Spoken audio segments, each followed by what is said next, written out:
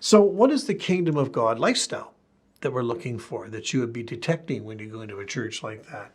And of course, for people that live in that palace, do we live that lifestyle? Or do we actually live as if we're still in the ruin, living the old questions with the old issues? And I think the bottom line is we can't.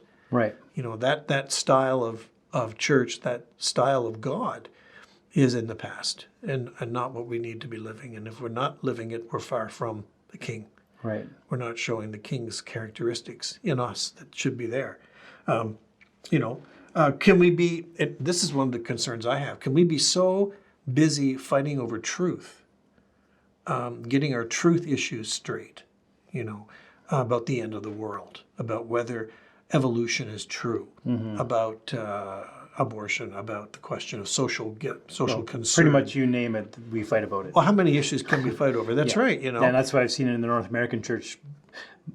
The most messaging I've seen out of the North American church in social media has been, look how they're doing it wrong. Yes. And talking about another church. That's right.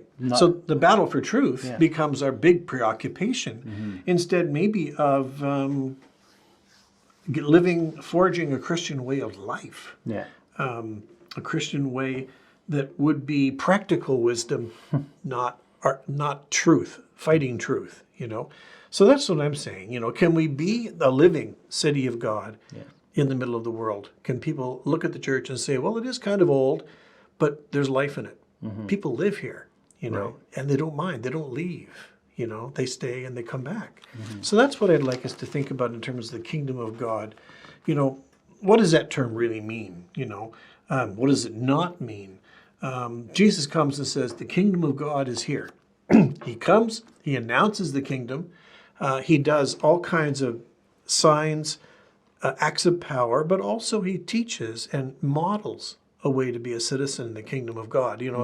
If Jesus lives those 3 years, it's not, to, kind of inspire and entertain us. It is to model what his citizens, who are sworn in fealty, to use an old royal word from our culture, what are they supposed to be like? What are their goals? What are their activities? What are their aims?